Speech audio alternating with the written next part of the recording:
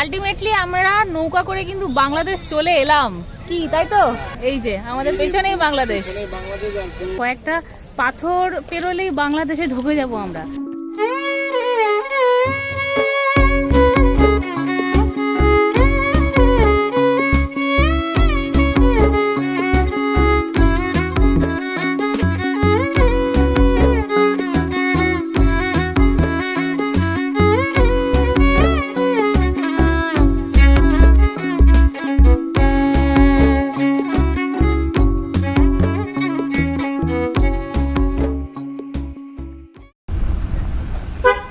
এই যে বাংলাদেশ আর ইন্ডিয়ার বর্ডার,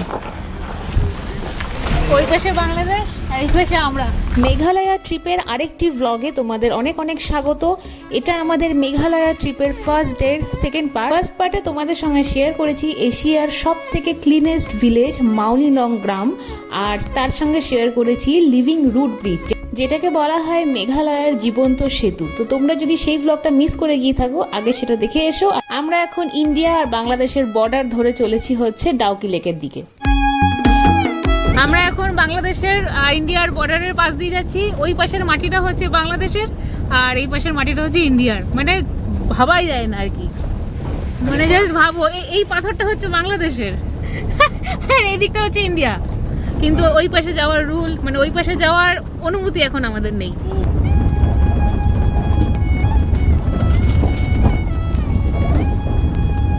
বাহ, এই আমরা বাংলাদেশ, পুরো বর্ডারটা দেখো, পুরো দেওয়া আছে একদম এরকম করে। আমরা এখন নামলাম গাড়ি থেকে। এই জায়গাটার নাম হচ্ছে, মানে এখানে একটা ফলস আছে, ওয়াটার ফলস, যেটার নাম হচ্ছে বোর হিল ফলস। অসাধারণ, মানে আমি আর কিছু কথা না বলে তোমাদেরকে দেখাই।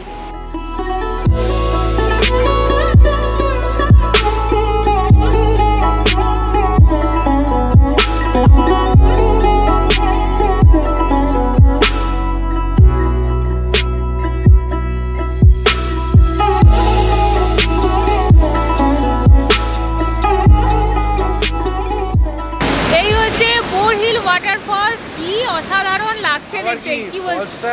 ফলসটা যেখানে পড়ছে ওইখানে আবার মাছ ধরছে সবাই দাঁড়িয়ে দাঁড়িয়ে। আমাদের হাতে একটু টাইম কম, না তো আমরা এই জায়গাটা দিয়ে আরেকটা থেকে যাওয়া যায়, জানো? এখান দিয়ে? হ্যাঁ, মানে আশপাশ দিয়ে। জায়গাটা এতটা সুন্দর না, তোমাদেরকে বলে বোঝাতে পারবো না, জাস্ট দেখতে থাকো। এখান থেকে আবার যে জায়গায় আর কি ফলসটা পড়ছে ওখানে আবার মাছ ধরছে, অনেকে নিয়ে দাঁড়িয়ে আছে। তো ওভারঅল মানে এই জায়গাটা দেখতে দারুণ, দুর্দান্ত দুর্দান্ত, ছেড়ে যেতে ইচ্ছে করবে না। কারণ এইটা হচ্ছে মেঘালয়ের আসল বিউটি, মানে বর্ষাকালে এসো আর এরকম ওয়াটার, মানে সাদা দুধের মতো লাগছে। জলের ফোর্সটা দেখো খালি। এটাই হচ্ছে বর্ষাকালে মেঘালয়ে আসার মানে একদম উপযুক্ত টাইম। তাহলে বর্ষাকালে তোমরা যদি মেঘালয় না আসো তাহলে এই ভিউ, এই ফলসগুলো তোমরা মিস করবে। অ্যাকচুয়ালি শীতকালে বা নভেম্বর ডিসেম্বরে কি হয় না, মানে ডাউকি রিভার জল টল একদম ক্লিয়ার থাকে, এই ভিউটা তোমরা মিস করবে।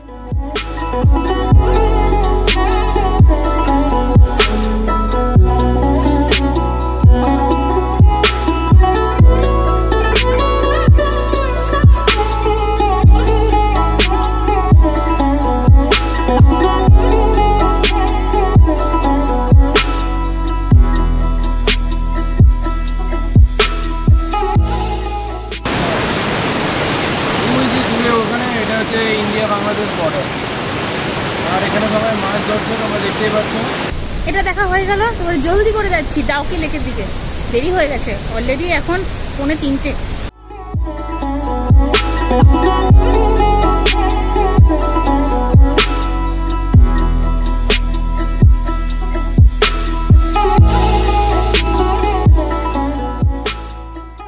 अभी बना दिया यहाँ पे, ट्रक पार्किंग के लिए अच्छा है।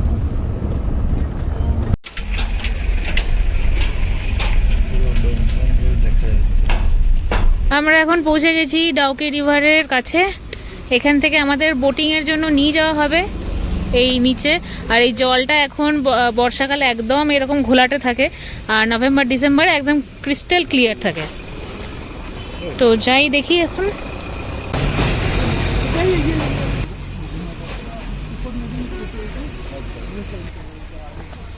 বাবারে, কাঠের সিঁড়ি, আস্তে আস্তে আবার ভাঙা হ্যান্ডেল।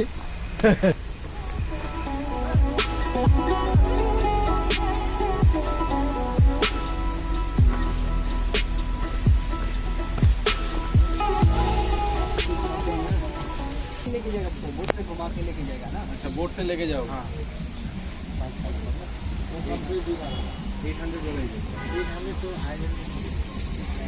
এই যে এইখানে বাংলাদেশ, এখানে আবার বাংলাদেশের লোকজনরা গান চালিয়েছে, শোনা যাচ্ছে এখান থেকে। এদিক দিয়ে যেতে হবে।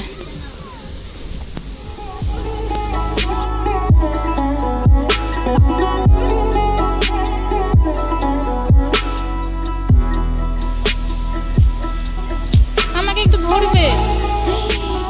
মা গো, চলে এসেছি আমরা একদম বোটের কাছে, ডাউকি লেকে। এখানে 1 ঘন্টা পুরো ঘোরাবে বোটের কাছে, আর প্লাস বাংলাদেশ বর্ডারের ওখানেও নিয়ে যাবে। তো নিচে হচ্ছে 1000 টাকা, আর 3 জন বোটে উঠতে পারো। তো আমরা ড্রাইভার দাদাকে বললাম, দাদা বললো যে না গাড়ি ঠাড়ি আছে, আমি যাবো না, তোমরাই যাও। हाई कर दो हाई। আমরা এখন ডাউকি ব্রিজের নিচ দিয়ে যাব, আর খুব দারুণ লাগছে, রোদটা নেই, আরো বেশি ভালো লাগছে, একদম প্লেজেন্ট ওয়েদার। আর এখন যদি বৃষ্টি হয় তাহলে কি হবে? হ্যাঁ, বৃষ্টি হলে ভালো, ভিজবো আর কি। এটা আমাদের আজকের লাস্ট স্টপেজ আর কি, তো ভিজে নেবো, কি করা যাবে আর। অসাধারণ, দারুণ। ডাউকি নদীর অ্যাকচুয়াল যেটা কালার, সেটা দেখতে হলে আসতে হবে তোমাদেরকে নভেম্বর ডিসেম্বর মাসে, যখন মানে এখন তো বর্ষার জল, ঝর্ণার জল এগুলো এসে মিশছে বলে পুরো জলটা একদম ঘোলাটে হয়ে গেছে। নভেম্বর ডিসেম্বর মাসে যখন বৃষ্টি হয় না, তখন উপর থেকে যখন রোদ পড়ে, একদম মানে জলের তলাতে কি আছে সেটা অবধি দেখা যায়, এতটা ক্লিয়ার থাকে। আর এখানে সবাই এখন মাছ টাছ ধরছে, হেভি কিন্তু মানে দারুণ। মেঘালয়তে বর্ষাকালে এসে একটা অন্যরকম ভিউ পাবে, আবার যদি নভেম্বর ডিসেম্বরে আসো তখন আবার ডাউকি লেকের একটা আলাদা ভিউ পাবে।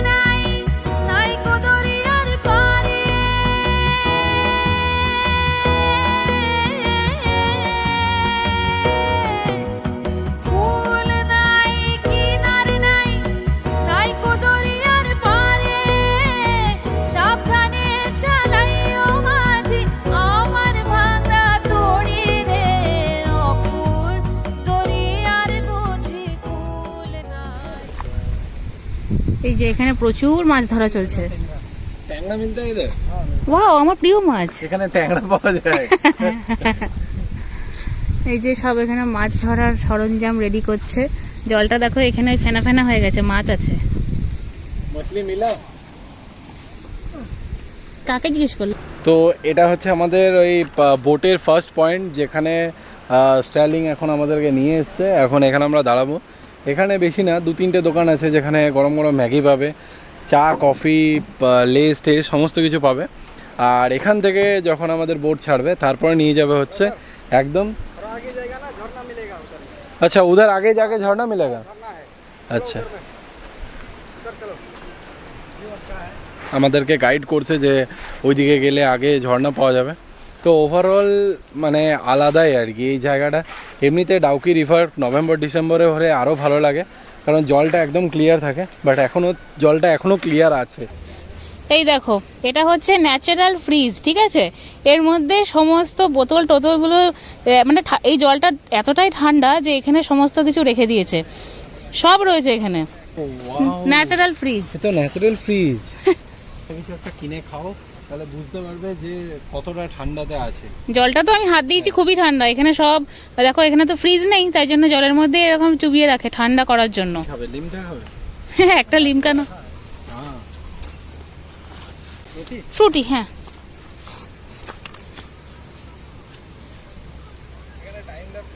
বাহ, ঠান্ডা ঠান্ডা ফ্রুটি পেয়ে গেলাম। ডাউকি রিভারে দাঁড়িয়ে তুমি এখন মানে এটা খাচ্ছ, হ্যাঁ, আলাদাই ব্যাপার। ঠান্ডা ঠান্ডা ফ্রুটি একদম ন্যাচারাল ফ্রিজ থেকে আনা। হেভি ব্যাপার। আর আমরা একটা ম্যাগি অর্ডার দিয়েছি, এখানে একটা স্টল আছে, স্টল মানে জাস্ট উপরে একটা ছাউনি লাগিয়ে বসেছে। এই যে এটা হচ্ছে আমাদের ডাউকি রিভারের ধারে স্টল, এখানে এখন আমাদের ম্যাগি বানানো হচ্ছে, সবজি ম্যাগি।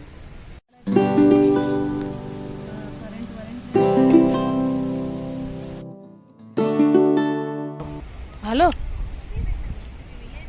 ডাউকিতে এখানে যে এত সুন্দর ম্যাগি বানাবে না আমরা ভাবতে পারিনি।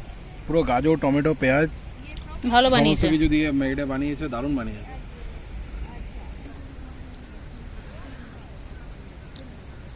कैसा है? जबरदस्त बोला, দারুণ বানিয়েছে।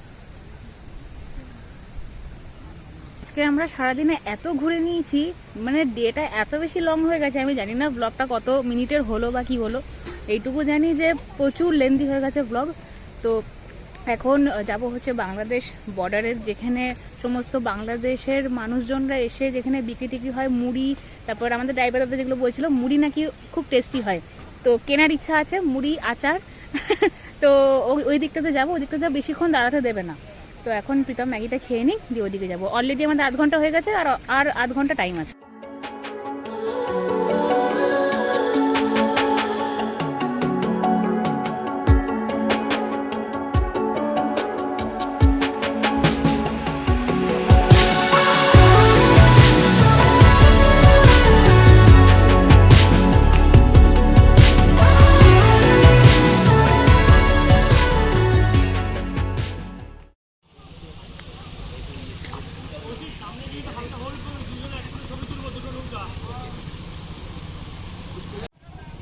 এই আমরা এখন চলে এসেছি বাংলাদেশ বর্ডারে, এখানে জাস্ট 1-2 মিনিট একটু নামবো। দেখো এখানে যে ফ্ল্যাগটা লাগানো আছে ওটা ইন্ডিয়ান ফ্ল্যাগ, ওই যে উপরে। আচ্ছা, হ্যাঁ ওটা লাস্ট ইন্ডিয়া। আচ্ছা, এখানে ইন্ডিয়ান ফ্ল্যাগটা আছে, এই যে এটা হচ্ছে লাস্ট ইন্ডিয়া, ওটা বাংলাদেশ। হ্যাঁ হ্যাঁ, ওই যে দেখো ওখানে একটা পাথরের ওই যে সাদা সাদা ইয়ে পড়ে যে ওইদিকে আছে। ও আচ্ছা আচ্ছা আচ্ছা, হ্যাঁ একজন এখানে আছেন। এত অবধি হচ্ছে ইন্ডিয়া, তারপরেই হচ্ছে বাংলাদেশ। আলটিমেটলি আমরা নৌকা করে কিন্তু বাংলাদেশ চলে এলাম, কি তাই তো? আমরা কিন্তু নৌকা করে বাংলাদেশ চলে এসেছি, এই যে আমাদের পেছনেই বাংলাদেশ।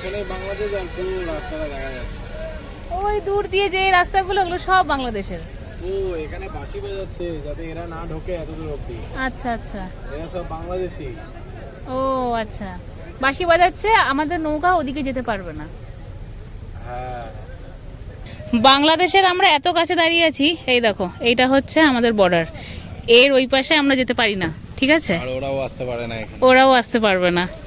এত পাশে, মানে জাস্ট কয়েকটা পাথর পেরোলেই কিন্তু বাংলাদেশের মাটি, মানে এটা ভাবা যায় না যে কয়েকটা পাথর পেরোলেই বাংলাদেশে ঢুকে যাব আমরা, বাট যেহেতু রুল নেই ওদিকে আমরা যাচ্ছি না।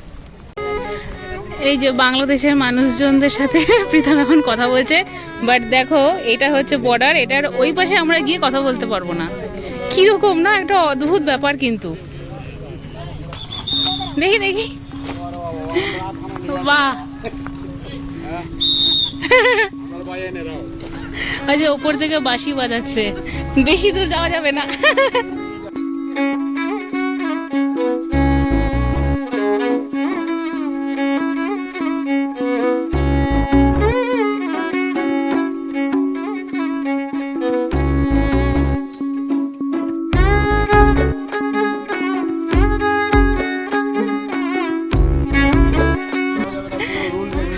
ভালো লাগলো, ভালো লাগলো, হ্যাঁ হ্যাঁ, bye bye bye. Cigarette smoking,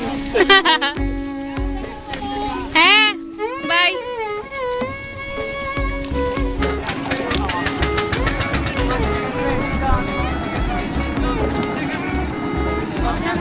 অসাধারণ অসাধারণ অসাধারণ। টাটা টাটা টাটা টাটা। হাই ভাইয়া বাংলাদেশি। টাটা টাটা, bye bye. Cigarette no cigarette, bye bye. Cigarette smoking.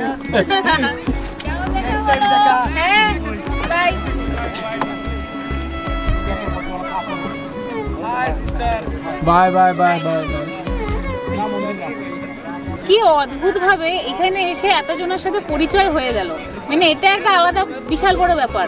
এখানে বর্ডারে এলাম তো ওনাদেরও ইচ্ছে ছিল ইন্ডিয়ার কারোর সাথে হাত মেলাবো, তো এসে ক্রস যেহেতু আমরা কেউই করতে পারবো না, তো হাতটা মেলালাম আর উপর থেকে সঙ্গে সঙ্গে বাঁশি বাজিয়েছে। হাত মেলানোতেই বাঁশি বাজিয়ে দিয়েছে। ভালো লাগলো, দারুণ লাগলো, সবাই আবার বাই বললো। বাংলাদেশের সাথে না আমাদের মানে ওয়েস্ট বেঙ্গলে যারা আমরা বাঙালি তাদের একটা আন্তরিক টান আছে, এটা অস্বীকার করার কোনো জায়গা নেই। বিকজ আমাদের বাড়িতে আর্টিস্ট কাপল ভিজিট করেছেন, সেই আন্তরিকতা আমরা পেয়েছি। এখানে দাঁড়িয়েও একটা জাস্ট পাথর ছিল, পাথরের এপার মানে এপারে আমরা ওই পারে বাংলাদেশ, কিন্তু ওনারা আমাদেরকে নিজে ডেকে চাইলেন যে একবার হাত মেলান আপনারা, এটা ভালোবাসা। তো thank you so much. Definitely Bangladesh আমরা কোনো একবার আসবো অবশ্যই। ঘড়িতে এখন 4:15 বাজতে আর জাস্ট কয়েক মিনিট বাকি, আর আমরা একদম কাঁটায় কাঁটায় পৌঁছে গেছি। 1 ঘন্টার জার্নি আমাদের এখানে এন্ড।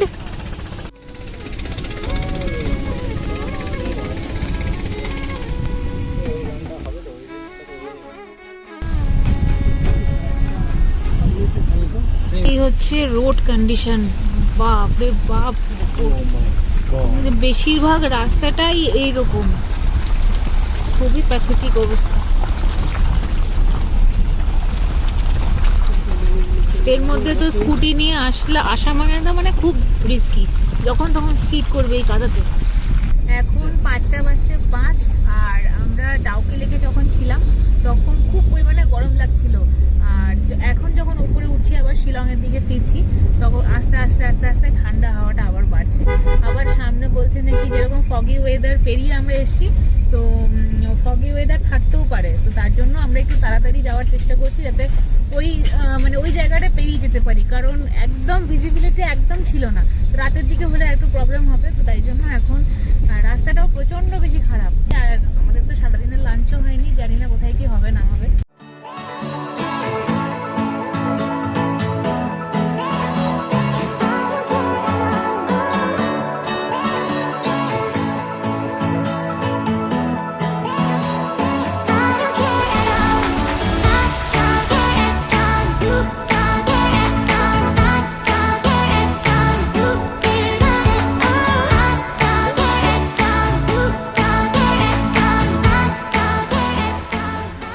তো আমাদের ড্রাইভার দাদাই সাজেস্ট করলো এই রেস্টুরেন্টে আসার জন্য, বললো যে ডেফিনেটলি মানে দাদা খুব ভালো করে জানে আর কি এই রেস্টুরেন্টের খাবার খুবই ভালো। তো আর ঢুকেও বেশ মানে হয় না প্রথম দিখাওয়াতেই আর কি বেশ ভালো লাগলো, আর বেশ পরিষ্কার পরিচ্ছন্ন টিপটপ, আর ভিউটাও ভীষণ সুন্দর, পিছনে একদম পাহাড় আর তার পাশেই এই রেস্টুরেন্টটা, মানে বসে তোমার খেতেও খুব ভালো লাগবে, আর একদম নিট অ্যান্ড ক্লিন, হাত ধোয়ার জায়গা, বাথরুম সমস্ত কিছু ক্লিয়ার। এই জায়গার লোকেশান আর রেস্টুরেন্টের নাম আমি তো মেনশন করে দিয়েছি, আর ডেসক্রিপশানে দেওয়া রয়েছে লোকেশান, তো তোমরা যারা এইদিকে আসবে এই রেস্টুরেন্টে তো অবশ্যই দাঁড়াতে পারো। আর এখন অবধি খাবারের টেস্ট তো করিনি, খাবার টেস্ট করে তারপর বলছি। এই হচ্ছে ওভারঅল একটা অ্যাম্বিয়েন্স।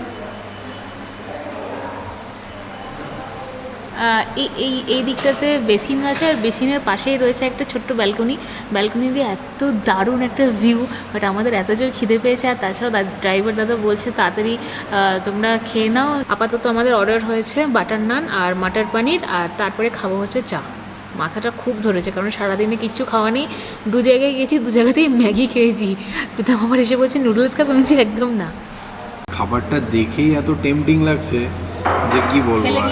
হ্যাঁ, ড্রাইভার বলেছে না যে এই রেস্টুরেন্টটা নাকি এমন একটা রেস্টুরেন্ট যেখানে দাঁড়াতেই হবে। তো যাই হোক, খাবারটার টেক্সচারটা দেখে আমি বুঝতে পেরে গেছি মোটামুটি যে কী লেভেলের রেস্টুরেন্ট। তুমি নেবে? দাও প্লেটটা দাও। তুমি নেবে? দাও, মানে আমাকে না দিতে পারলে বেঁচে যায় আর কি। পনিরের কোয়ান্টিটি অনেক। আর এই হচ্ছে নান। ভাই আরে টপ টপ করে পড়ছে বাটার। এই যে একটু ফ্লেভারটা চলে এলো, পেঁয়াজ তো এমনি কাঁচাই খেতে হবে। আহা হা, দেখতে দেখছো বাটার টস টস করে পড়ছে পুরো একদম। খেয়ে দেখ।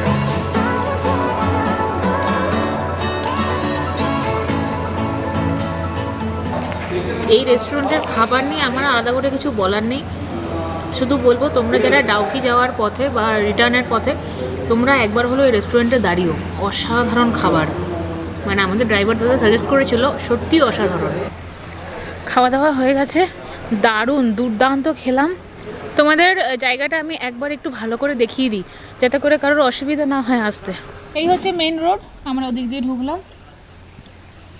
এই যে এই হচ্ছে রেস্টুরেন্টটা।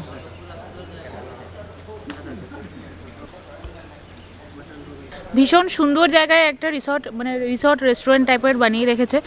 আর এনাদের ওপরে হচ্ছে আমরা যেখানে বসেছিলাম সেখানে হচ্ছে ভেজিটেরিয়ান, আর বললো যে ননভেজ খেতে গেলে নিচে যেতে হবে। তো আমাদের হাতে একদম টাইম ছিল না, ওই জন্য আমরা হ্যাঁ ঠিক আছে, পনিরটা এত দুর্দান্ত বানিয়েছিল, খাবার জাস্ট অসাম। তোমরা একবার হলেও এখানে ভিজিট করো, মানে খেও, মানে এখান দিয়ে যখন যাবে একবার হলেও খাবার টেস্ট করে যাও, দারুণ দুর্দান্ত। আর এখন প্রীতম গেছে চায়ের জন্য, চাটা জানি না খেতে পারবে কিনা, টাইম হবে কিনা, অলরেডি একদম সন্ধ্যে নামতে স্টার্ট করে দিয়েছে। দেখে একদম ভয় পেয়ে গেছিলাম, আমি এত বড় কুকুরটা কী করে বসে আছে এখানে, তাও দেখছি না এটা স্ট্যাচু। আর এই হচ্ছে ভিউ। তুমি বলে যে চা না, চা নিলাম না, কারণ চা আর খেতে ভালো লাগছিল না। আচ্ছা, আরেকটা জিনিস বলে রাখি তোমাদের প্রত্যেককে, রেস্টুরেন্টের বিহেভিয়ার থেকে রেস্টুরেন্টের অ্যাম্বিয়েন্স সমস্ত কিছু যেমনটা ভালো, তেমনি হচ্ছে খাবার এখানে বিট কস্টলি, মানে বিশাল কিছু নয়। তাও আমি বলবো আমরা দুজন মিলে যে খাবারগুলো খেলাম আর এই সোডা ওয়াটার, এগুলো 95 করে টোটাল মোটামুটি আমাদের বিল হয়েছে 793। তো দুজনের জন্য এটা অনেকের মনে হতে পারে এটা কস্টলি, বাট খাবার কম্প্যারিজন তোমরা এই পুরো এরিয়াতে যা যা মানে রেস্টুরেন্ট আছে তার চেয়ে অনেকটা ডিফারেন্ট, মানে টোটালি ডিফারেন্ট বলা যেতে পারে। খাবার কোয়ালিটি অসাম, রিফ্রেশিং। সারাদিন পরে যেমন চাটা দরকার ছিল, এটা খেয়ে মনে হচ্ছে হ্যাঁ এটারই দরকার ছিল, আমি তো রিফ্রেশমেন্টের জন্য, এটার জন্য এটাই রিফ্রেশমেন্ট। খুব সুন্দর জায়গাটা দেখো খালি। ও মানে এইখানে রেস্টুরেন্ট আর এইখানে এই হচ্ছে। हम लोग पनीर मटर पनीर लिए और आपका बटर नान लिए, दोनों का क्वालिटी बहुत मस्त है।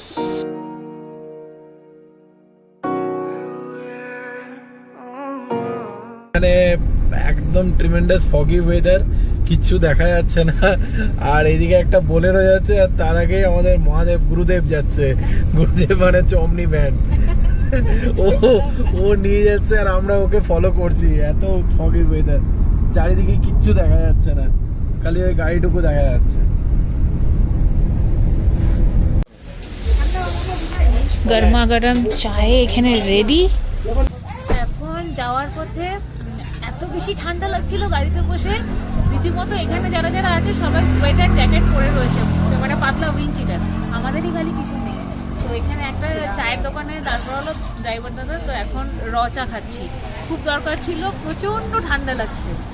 এই জায়গাটা তো একটা কিছু নিয়ে আসতে হবে উইন্ডচিটার। এই জায়গাটার নাম কি? জায়গাটার নাম জানি না। নাম জানো না? আচ্ছা, দোকান যা মেরিও, এইটা হচ্ছে আমাদের দোকানটার নাম, যেখানে আমরা লাল চা খেলাম।